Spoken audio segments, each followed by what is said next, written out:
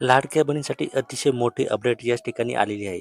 ज्या 80,00,000 लाडक्या बहिणींचा लाभ बंद झालेला आहे. आता या लाडक्या बहिणींना पुन्हा इथे नोंदणी करण्याची संधी इथे भेटेल का? म्हणजे त्यांना पुन्हा नवीन के-वाय-सी इथे सुरू होईल का? या व्हिडिओच्या माध्यमातून आपण इथे बघणार आहोत. आणि त्यानंतर ज्या लाडक्या बहिणींना इथे मार्च आणि एप्रिलचा हप्ता भेटलेला नसेल, त्यांनी नेमकं आता काय करायचं आहे आणि त्यांना हप्ता कधी भेटेल, ते सुद्धा या व्हिडिओच्या माध्यमातून आपण इथे बघणार आहोत. त्यामुळे हा व्हिडिओ खूप इम्पोर्टंट असणार आहे, म्हणून हा व्हिडिओ शेवटपर्यंत नक्की बघायचा आहे. बघा, सर्वात मोठी अपडेट तब्बल 80,00,000 लाडकींचा लाभ जो आहे ना हा बंद झालेला आहे.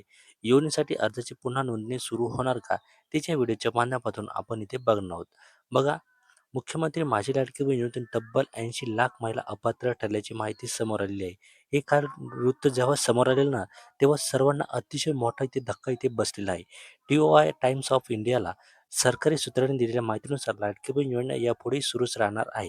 हे सुद्धा मी तुम्हाला इथे काल सांगितलेलं होतं, की जे आपल्या राज्याचे उपमुख्यमंत्री एकनाथजी शिंदे साहेब यांनी सांगितलेलं आहे, की ही जी योजना आहे ही बंद होणार नाही. पण या योजनेत नव्याने नोंदणी करण्यात येणार नाही. त्याशिवाय ई-के-वाय-सीला यापुढे मुदतवाढ मिळणार नाही. 30 एप्रिल रोजी ई-के-वाय-सीची मुदत संपली असून पडताळणीनंतर तब्बल 70,00,000 महिलांचा लाभ जो आहे ना हा बंद झालेला आहे. हे आपण इथे बघितलेलं आहे.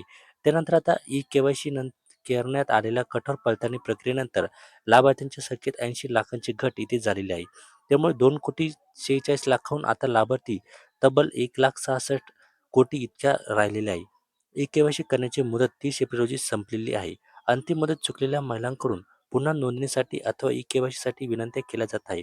बघा, इथे आपण सध्या खूप सारे जे व्हिडिओ आहे ना, तो इथे बनवलेले आहेत, की ई-के-वाय-सी पुन्हा सुरू करण्यात यावी. हे ज्या लाडक्या बहिणींनी ई-के-वाय-सी केली नाही, त्यांना पुन्हा संधी देण्यात यावी. कारण की ज्या लाडक्या बहिणींची ई-के-वाय-सी राहिलेली नाही, त्यांनी स्वतःहून इथे ठेवलेली नाही. कारण की त्यांना इथे ओ-टी-पी येत नव्हता. खूप सारे प्रॉब्लेम त्यांना या ठिकाणी फेस करावे लागलेले होते, त्या पात्र असून सुद्धा. परंतु शेवटी काय झालं, की त्यांना सुद्धा इथे अपात्र करण्यात आलेलं आहे. आता ई-के-वाय-सी मुदत वाढवण्याचा कोणताही प्रस्ताव सरकारसमोर नाहीये.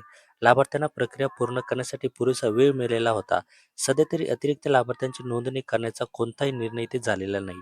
डेटाबेसमध्ये कोणताही बदल झालेला नाही, असं त्या अधिकाऱ्यांनी जे आहे ना इथे सांगितलेलं आहे.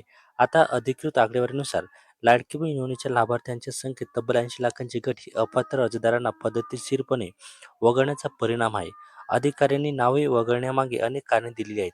त्यामध्ये ई-के-वाय-सी, चुकीची किंवा अपूर्ण कागदपत्रे, त्यामुळे योजनेचे वैशिष्ट्य, पात्रता आणि उत्पन्नाचे निकष पूर्ण करण्यात आलेले अपयश, या वैयक्तिक माहिती विसंगत, असं त्यांनी ते कारणे सांगितलेलं आहे. परंतु माझी विनंती असेल, की एकदा तरी ज्या लाडक्या बहिणींची ई-के-वाय-सी झालेली नाही, त्यांना एकदा संधी देण्यात यावी. आता वळूया मार्च आणि एप्रिल महिन्याचा हप्ता न भेटलेल्याने काय करायचं आहे. तर बघा, आपल्याला आता थोडी वाट बघावी लागणार आहे.